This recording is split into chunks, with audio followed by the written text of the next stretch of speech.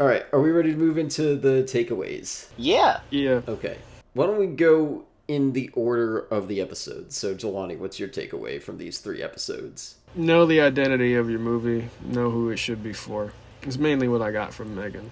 But also, in the same vein of this and Megan, pick a lane with your protagonists as far as what you're trying to accomplish with them. Because remember, in Megan, we didn't care for either one of them. Either one of the protagonists. What was her name? The little girl. It was Gemma and Katie. Katie. Pick a lane. Now, if you swap protagonists and Gemma was the one in this movie as the loan officer, no, she still wouldn't deserve it. Yeah, but I think they No, do I don't make think her. so. I think they kind of have the same problem. Is like they can't decide if they want us to empathize with them or not. They flip flop too much. I feel like I said this last year too, but it applies to the movies we watched this year too. Be scary. Be scary. I look forward. It's our fault because of the movies we're picking. And Evan's not a horror buff. He's only seen a certain number of horror movies. Yeah. But be scary in some shape or form. In these 2 years we've done this, in the 6 films, I have not been scared once by any of these horror movies. What did David pick last year? Exorcist. Was it Texas? Oh, it was... Oh, my gosh. And what did you pick? Nope. No. Oh. Both are good choices. Just from Yeah, a movie perspective. as movies. But As horror movies movies. Horror, we no. did discuss. We haven't done anything actually scary yet. Well, Final Yeah. Destination scared me. To tie it back to the first episode, I think we're all Kyle, who doesn't even think it's that scary. Oh my gosh. So none of these movies were actually scary. I thought Drag Me to Hell would get me because I don't like ghost/demon horror, but nah. I'll pick a those scary are or my ghost, takeaways. ghosty one next time. Or I'll try to. You I don't can. know. Yeah, None of these I'm not- scare me, so I can't tell. Yeah. Like, I'm a horror guy, so none of them scare me anymore, which is part of the problem with picking a scary one. I mean, the movies that actually scare me are not horror movies, and they're just latter-day Adam McKay. Don't Look Up is a scary movie to me. The Boondocks episode where Jasmine has the lemonade stand, that disturbs me very deeply. But they're not horror movies, so I'm not going to do... Also, I don't want to Evan- rewatch them, because they upset me, deep in my soul. Yeah, he's just a realist when it comes to his horror, his scares. I feel that. I don't know. I feel that. It doesn't do it for me. I don't know what it is about me. I'm not trying to be like that 13-year-old. It doesn't scare me. Okay, Kyle. I can't even my other picks that I was thinking about. There's some imagery in Black Swan that I find kind of upsetting, but it's not But it's not haunting to scary. me. It's just I want to go cut my nails now. Yeah. It's cringy, but in the sense of it makes you physically itchy, right? It's not Yeah. it's not cringy in the same way that Kyle is cringy. It's Mhm. different cringy. It's a different cringe. Am I good to move to my takeaway? Yeah, I didn't have. Oh, any. yeah. So this actually could kind of be a takeaway from the past 6 episodes. Respect your characters. I think we've been talking about it throughout these 3 episodes, and even back to Godzilla and the Boys, and even kind of Baby Driver. Even if they're not the main focus, writing your characters with some degree of empathy and respect is going to help your story in the long run. And I think this is great evidence, and Megan as well. They're both good evidence that when you don't do that, it cheapens your story. Even if they're not going to be super deep or characters that you build out their entire backstory, when you're coming up with it, I think if you think of them as fully realized people, it does pay off. You would think it'd be more commonplace because character and plot, those are the 2 things that make story. Yeah, from a writing perspective, that's what you have control of at that stage. Right. Well, I think it's kind of what you were saying, Evan, where it's like, and I disagree about Sam Raimi doing this a lot, but I do think that like there is a degree to which like the first thing in screenwriting that people do that tends to be like a crutch is like leaning on plot because in a way it's easier, because you have a lot of those Hmm. plot structures set up, right? Whereas like character stuff, you kind of need to make us care, and it's a little more complicated than just like, pushing the right buttons. It's definitely the harder task. Yeah. And getting the two of them together, it's not as hard as people think, but I think that they think you need to almost like pick one, and you don't. Like, if you start from character, the plot will come after that. Character is, well, I'm not going to say it's easier, but if you start with character, you'll have an easier time in the long run. I Yeah, think in the long run, especially when it comes to rewrites and things like that. Like, you can get a movie out there technically starting from the plot stuff and doing all the beats and things like that. But then you're going at it from like, well, if the character stuff isn't there, I now need to insert that, which in turn makes it harder. Yeah. You would think it would happen more often, but also some writers might just be leaving it up to the actors, yeah. because But I think this is good evidence of like I didn't mention this, but I was thinking about the responsibility that the actors have in this movie. Alison Lohman is working at a huge disadvantage here. Like there's a few Yeah, that switch in the diner where she like is a jerk to the waitress.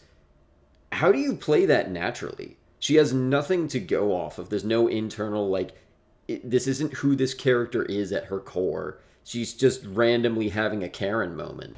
yeah, there's no evidence of that prior to. there's no evidence of her treating people shitty because she's frustrated, which is a very common character trait, but she doesn't feel like that character, And you that know? moment is very much written like it's too aggressive. The way it's written is like Mm-hmm. this isn't just I'm having a rough day and I'm lashing out. Like sometimes there's this even happens like in animated movies where like a character might lash out. There's a moment in Beauty and the Beast, the animated one, where the Beast like throws Belle out of the West Tower wherever she's not supposed to go, and then he kind of has this look like I wish that was too much. I wish I hadn't done that. I shouldn't We have don't done even that. The get movie's not that. over. I think that is not on Alison Lohman to give us that moment. Maybe she did, and they cut it out in post. That's something I work with a little as an editor is like you can kind of help craft a performance. I mentioned this a little in the Split episode, but like even if she gave that moment, that is ultimately Sam Raimi's decision to make her look good, and he's kind of making her look Mm-hmm. bad. I've said this again about his Spider-Man trilogy. I saw Kirsten Dunst in Civil War this year, and I was like, oh, she's I actually just good. watched that too. Like she gives a solid performance in that, and I She's realized, good when she's given the right stuff to work with, and Sam Raimi honestly. gives her nothing, which is why I kind of think of her as not a great actor because that's most of my exposure to her, and it's really too bad because I don't think that's his intention, but I think it is the result. People hate on Tobey Maguire in those movies. I think he's proven himself to be better than that. And, it's fun. I don't feel bad about making Bully Maguire memes. Like, they're fantastic. The reason they exist, though, is because of how Sam Raimi crafts these characters, and he's doing it with a real lack of respect. And I think just across all of these, why Split works the best for me out of these is largely James McAvoy. But like we talked about in that episode, he is given so much to work with that the actors in Drag Me to Hell and Megan are not. And that just comes from the first step of that is just write your characters with respect. I think it'll show. And it's something I want to do better.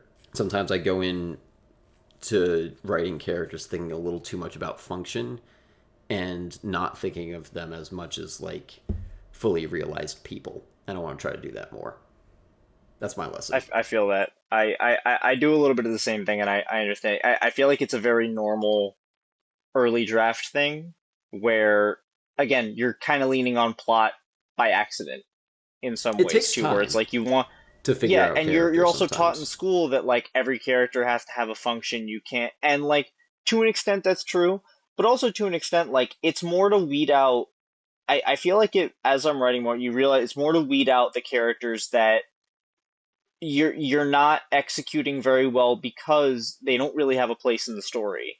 And maybe they have a place in a different story that you're telling. But you can't look at it as like, well, I only need to create characters that have a specific function first.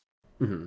Ultimately, sometimes I've done that where I like have maybe a couple extra supporting characters in an early draft, and then I realized maybe actually I should combine these two or cut this one out. They don't really fit here.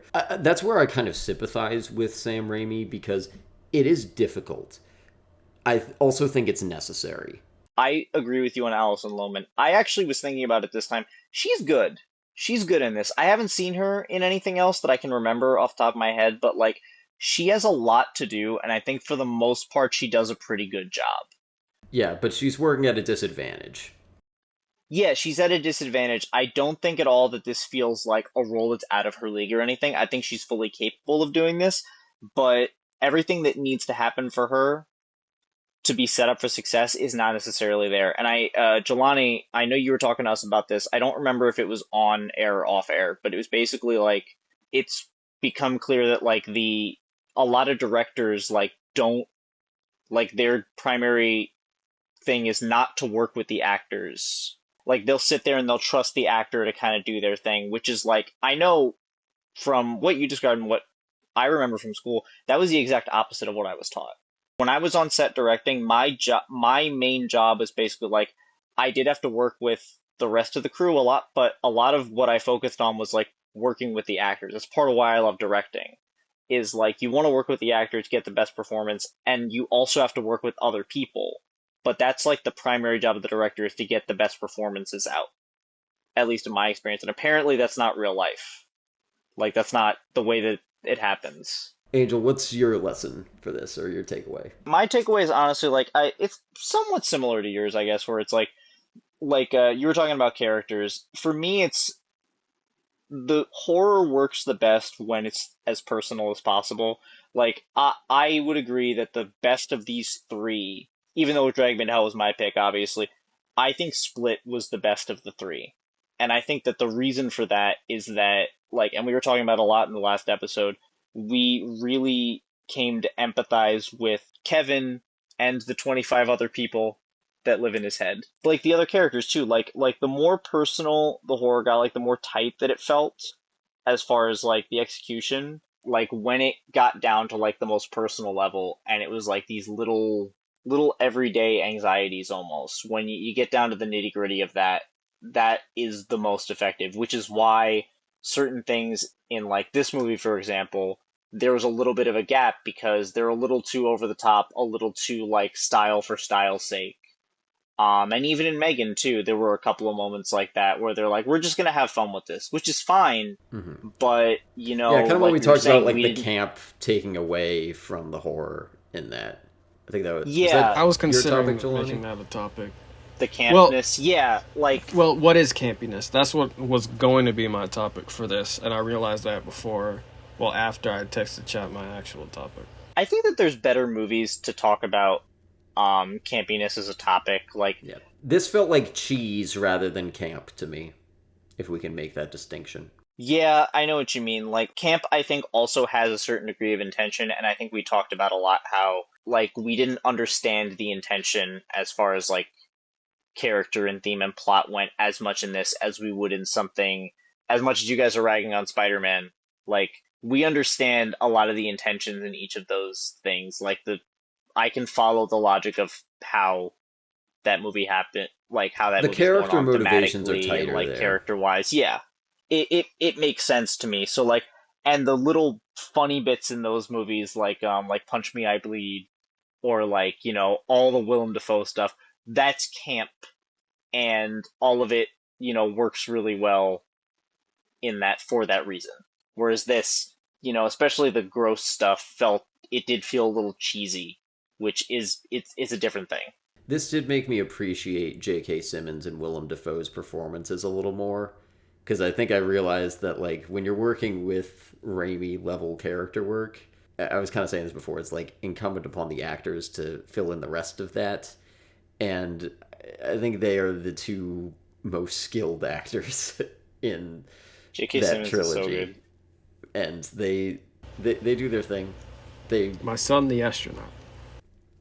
deliciousness, as we dubbed him, Oh yeah, the delicious. the delicious Oh, John Jameson So Jr. gross. There's so many contexts in which that word is disgusting, and that was one of them. It makes me cringe every time, but it's also so funny. You're delicious. I'm on the moon again. Oh, you I'm here on with the me moon again? again.